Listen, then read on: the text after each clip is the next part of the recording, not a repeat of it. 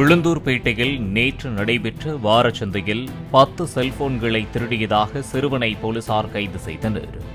சந்தையில் செல்போன் திருடு போனதாக 20 பேர் காவல் நிலையத்தில் புகார் அளித்தனர். இந்நிலையில் சந்தையில் இருந்து வேகமாக ஓடிய 3 நபர்களை போலீசார் விரட்டிச் சென்றதில் 16 வயது சிறுவன் பிடிபட்டான்.